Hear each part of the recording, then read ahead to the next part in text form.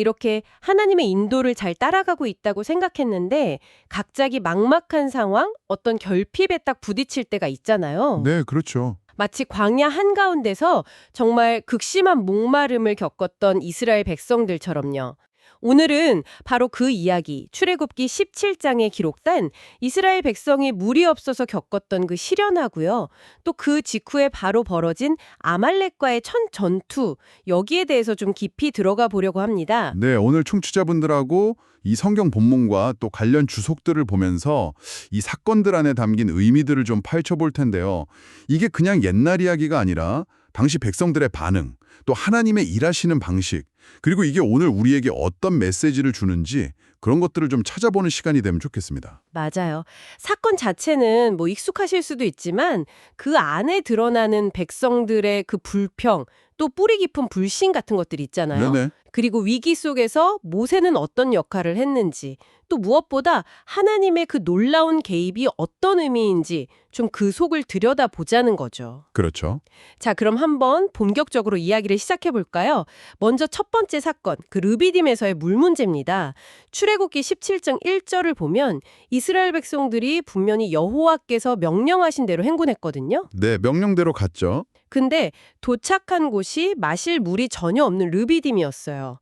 아니, 하나님이 인도하셨는데 왜 이런 시련이 오는 걸까요? 여기에 대해선 주석이 우리의 믿음을 단련시키고 또 결국 구원하실 때 하나님께 더 큰 영광을 돌리게 하시려는 그런 의도가 있다고 설명하더라고요. 그렇습니다. 그러니까 하나님의 인도하심이 반드시 뭐 늘 평탄하고 좋은 길만 의미하는 건 아니라는 거죠. 때로는 이런 결핍의 상황을 통해서 우리가 정말 하나님을 얼마나 의지하는지 드러내시고 또 그분의 능력을 더 분명히 보여주시기도 하는 것 같아요. 근데 백성들의 반응을 보면 이게 그냥 뭐 목 좀 마르다 이 수준을 넘어섰다는 걸 알 수 있어요. 3절에 보면 백성이 목말라 물을 찾음에 이렇게 되어 있지만 그 뉘앙스를 보면요. 통제되지 않는 갈망이랑 조급함 때문에 거의 뭐 폭동 직전 상태까지 간 거예요. 아, 정말요. 네.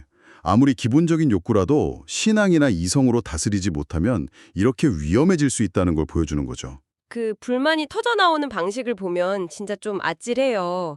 처음엔 모세한테 아주 공격적으로 물을 달라고 요구하잖아요. 네, 그렇죠. 2절에서 우리에게 물을 주어 마시게 하라 하는데 이게 말투가 거의 빗독촉하는 수준이에요. 네. 하나님이 만나줬으니까 물도 당연히 내놔라 뭐 이런 식인데 그 밑에는 깊은 불신이 깔려 있는 거고요. 바로 그겁니다.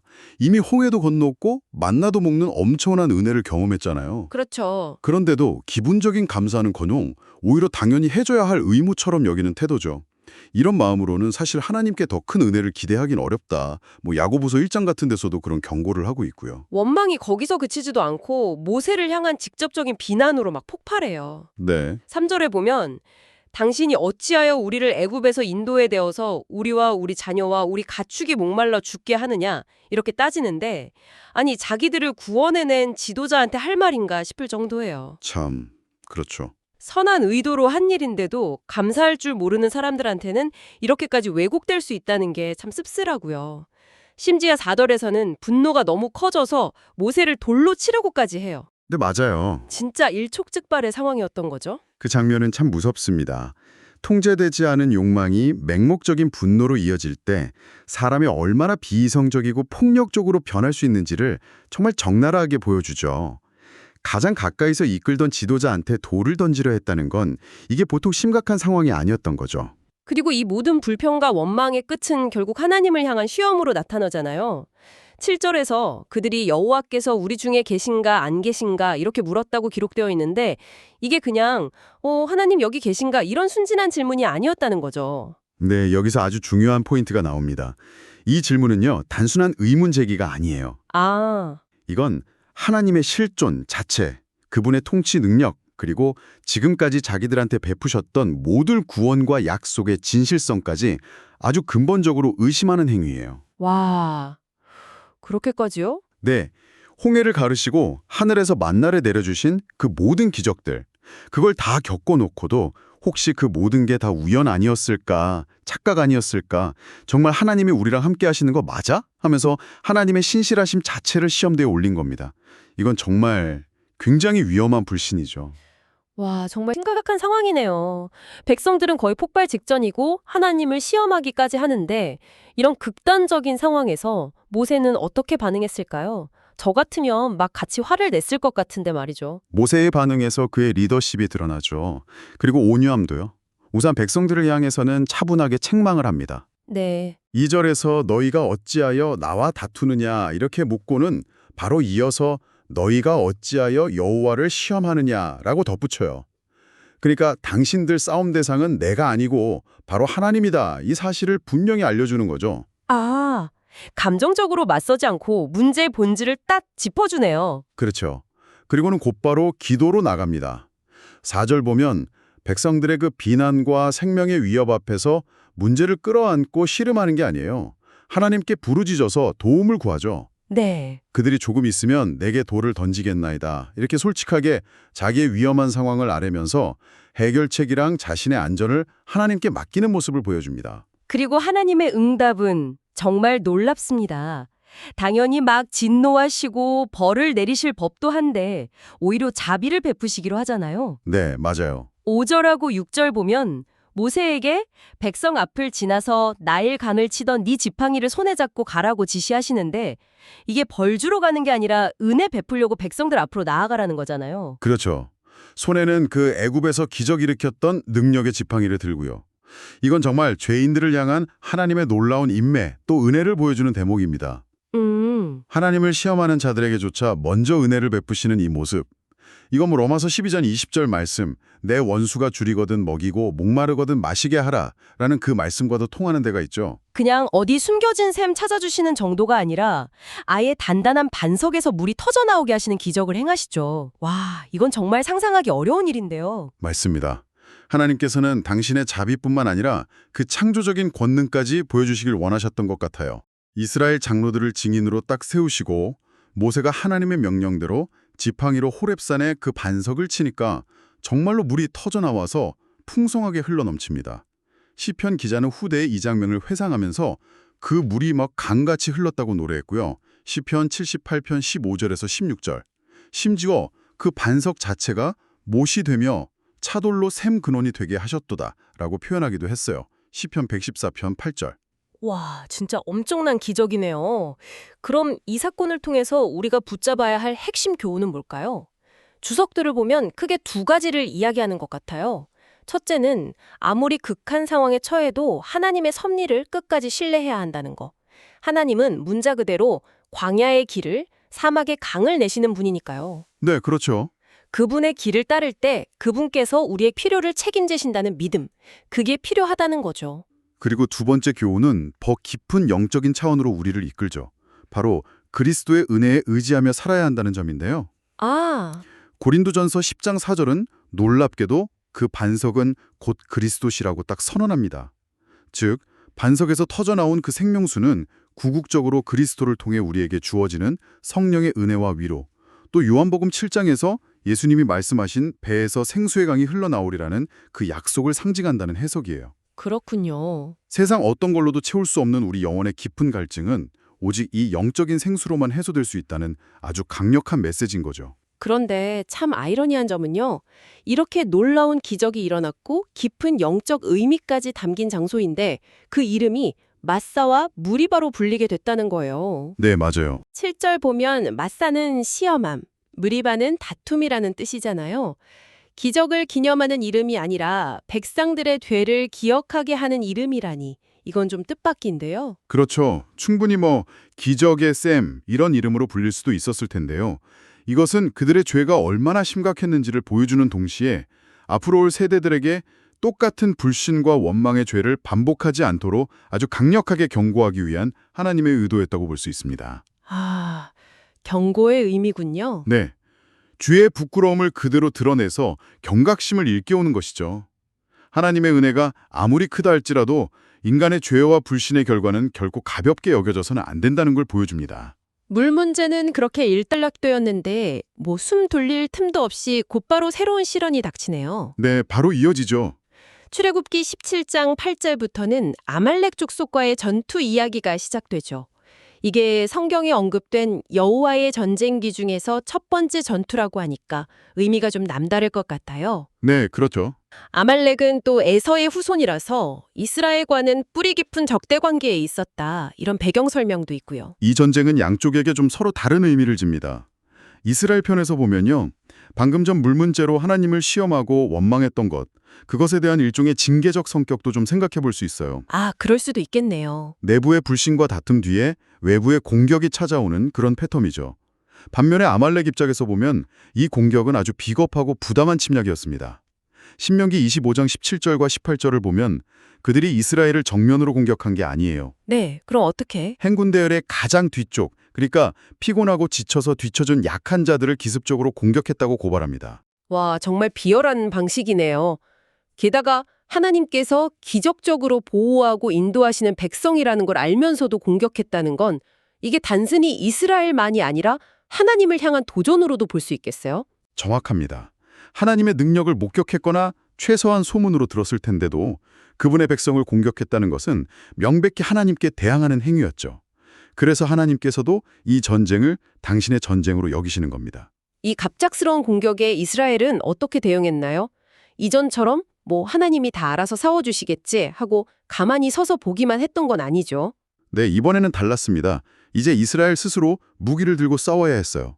구절을 보면 모세는 여호수아에게 사람들을 선택해서 나가서 아말렉과 싸우라고 명령합니다. 아, 여호수아가 여기서 처음 등장하는군요. 네, 성경에서 여호수아라는 이름이 처음으로 비중 있게 등장하는 순간이죠.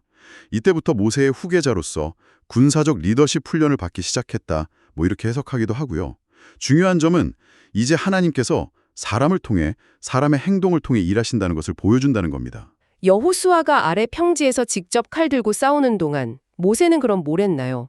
9절에서 나는 하나님의 지팡이를 손에 잡고 산 꼭대기에 서리라고 말하는데 이건 어떤 의미일까요? 모세는 산 위에서 기도로 이 전투를 지원하는 역할을 맡습니다. 그가 손에 든 하나님의 지팡이, 이게 그냥 평범한 막대기가 아니잖아요. 그렇죠. 애굽에서 홍해에서. 네, 애굽에 재앙 내리고 홍해 가르는 데 사용되었던 하나님의 능력을 상징하는 도구였죠. 아래서 목숨 걸고 싸우는 병사들한테 이 지팡이는 마치 깃발처럼 보였을 겁니다. 아, 깃발이요? 우리를 위해 기적을 베푸신 하나님의 능력이 지금 우리와 함께 하신다, 이런 강력한 메시지이자 격려였죠. 동시에 모세는 이 지팡이를 하나님을 향해 들어올리면서 간절히 기도했습니다. 이 전쟁의 승패가 전적으로 하나님께 달려있음을 인정하면서 도우심을 구하는 그런 중보 기도자의 모습을 보여주는 겁니다.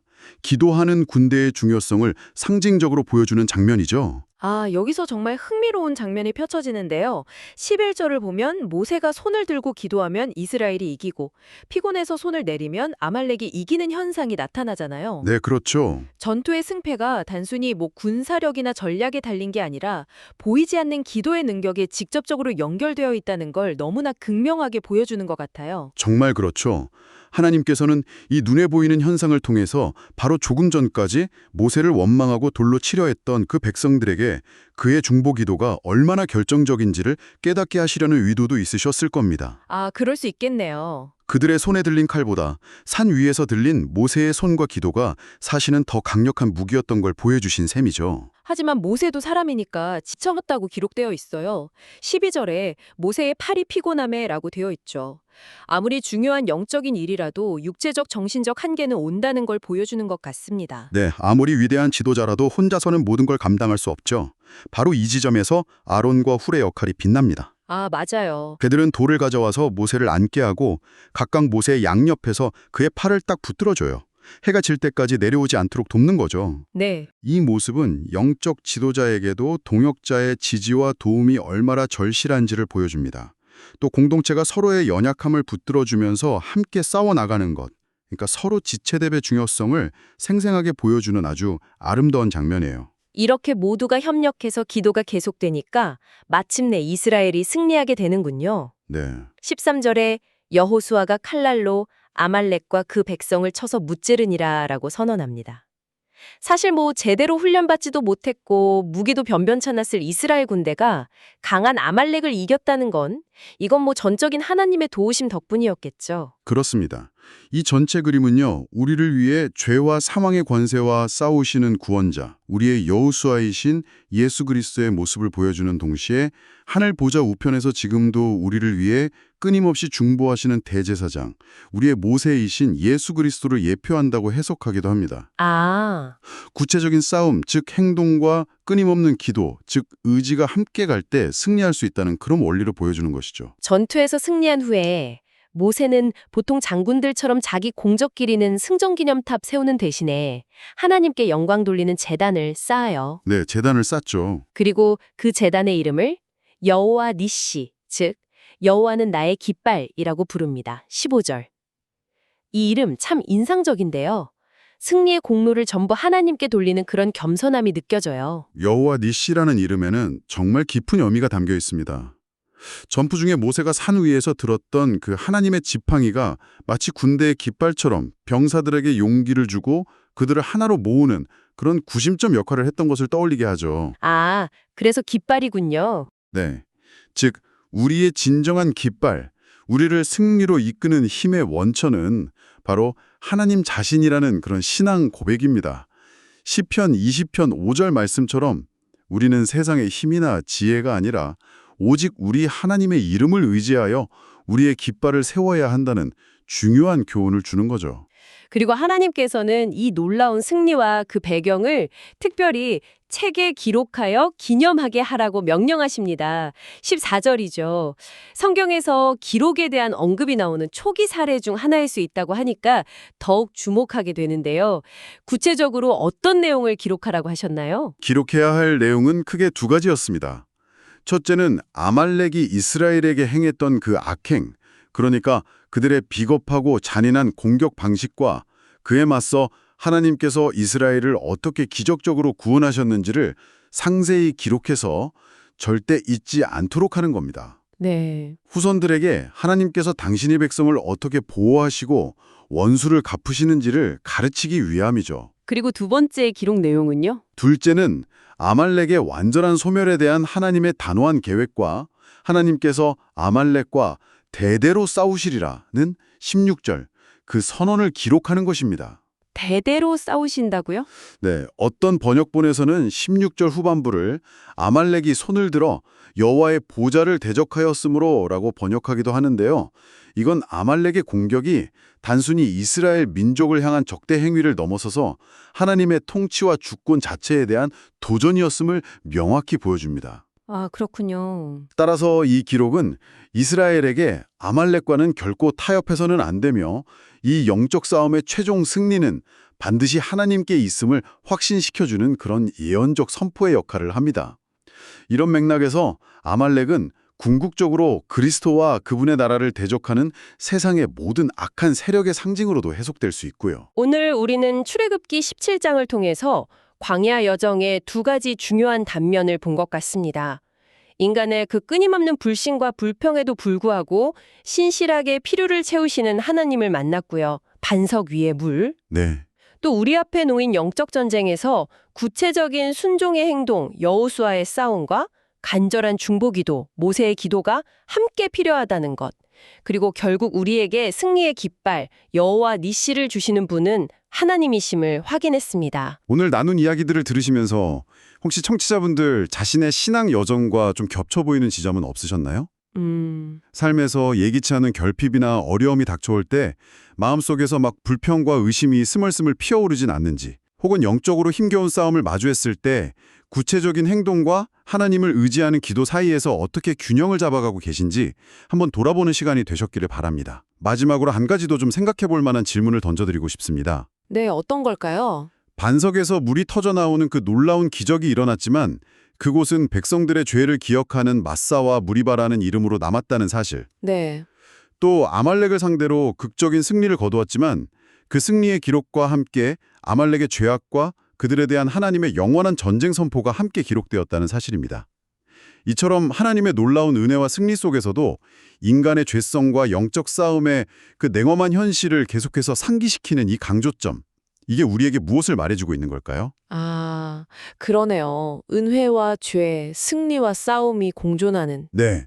아마도 우리의 신앙 여정이란 것이 그냥 단순한 성공과 축복의 길이 아니라 끊임없이 하나님의 은혜를 구하면서 동시에 죄와 싸워나가야 하는 과정이라는 그 본질에 대해 더 깊이 생각하게 만드는 것 같습니다.